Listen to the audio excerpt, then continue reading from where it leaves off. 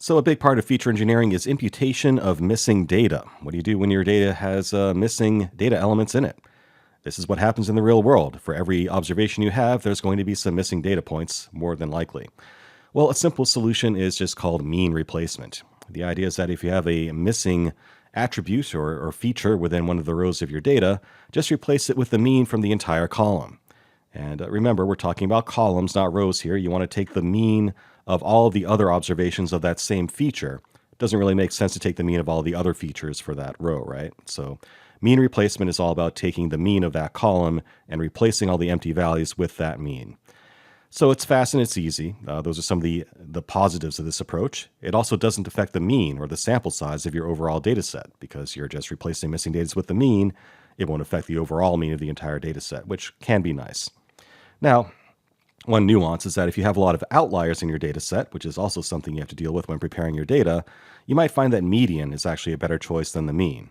So if you have a data set of a bunch of people and maybe one of those columns is income and some people don't report their income because they think it's sensitive, you might have your mean skewed by a bunch of millionaires or billionaires in your data set. So if you do mean imputation in that sort of a situation where you have outliers, you might end up with an overly high or overly low value that you're using for replacement. So if you do have outliers that are skewing your mean, you might want to think about using median instead. That will be less sensitive to those outliers. But generally speaking, it's not the best choice for imputation. First of all, it only works on the column level. So if there are correlations between other features in your data set, it's not going to pick up on those.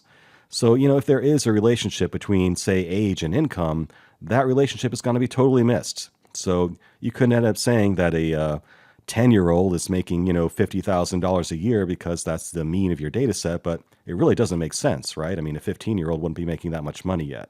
So it's a very naive approach from that standpoint.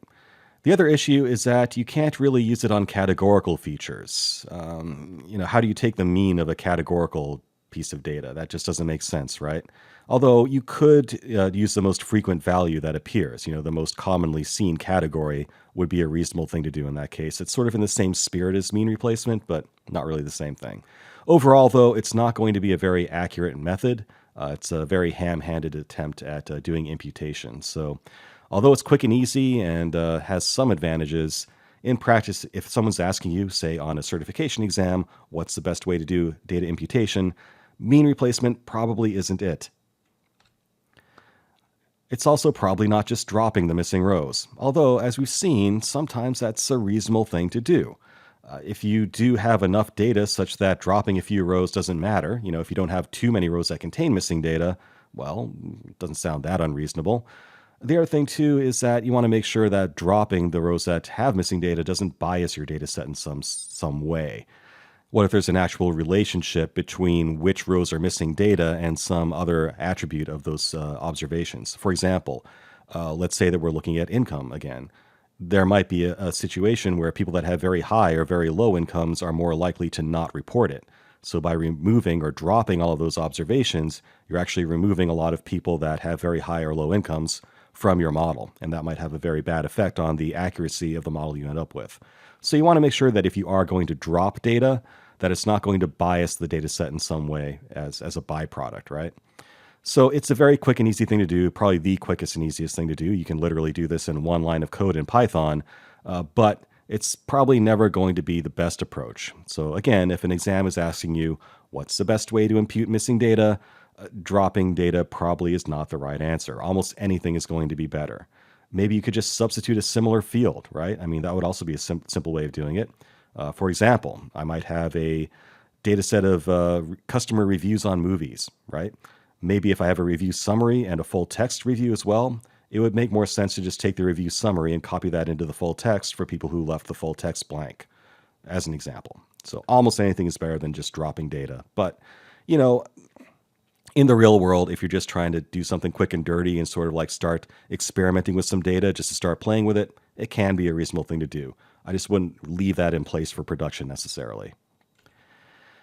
The thing you probably really want to do in production is by using machine learning itself to impute your missing data into your machine learning training. So it's a kind of a meta thing. There are different ways of doing this. One is called KNN. That stands for K nearest neighbors. And if you have any experience with machine learning, you probably know what that is already. The general idea is to find the k, where k is some number, of the most similar rows to the ones that you're looking at that has missing data, and just average together the values from those most similar rows. So you can imagine having some sort of a distance metric between each row. Maybe it's just the Euclidean distance between the normalized features within each row or something like that. And if you find the, say, 10 nearest rows that are most similar to the one that's missing data, you can just take the average of that feature from those 10 most similar rows and impute the value from that. So that takes advantage of relationships between the other features of your data set, which is a good thing. One problem with it, though, is that that idea assumes that you have numerical data that you're trying to impute and not categorical data. It's tough to take the average of a category, but there are ways of doing that with techniques like Hamming distance. But KNN is generally a better fit for numerical data, not categorical. If you have categorical data, you're probably better served by actually developing a deep learning model. Neural networks are great at doing categorization problems. So the idea would be to actually build a machine learning model to impute the data for your machine learning model, right? It's a kind of a cycle there. And that works really well for categorical data, really well. It's tough to beat deep learning these days. However, of course, it is complicated. There's a lot of code involved and a lot of tuning as well. But it's hard to beat the results. If you actually have a deep learning model that tries to predict what a missing feature is based on other features in your data set, that's going to work out. A lot of work, a lot of computational effort, but it's going to give you the best results. You can also just do a multiple regression on the other features that are in your data set. That's also a totally reasonable thing to do. And through regressions, you can find linear or nonlinear relationships between your missing feature and the other features that are in your data set. And there is a very advanced technique along these lines called MICE, which stands for multiple imputation by chained equations.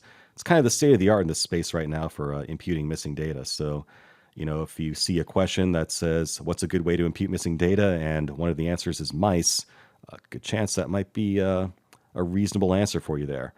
To be clear, I didn't actually see a question like that on the exam, but if I were writing the exam, I might put that on there. All right, and finally, probably the best way to deal with missing data is to just get more data.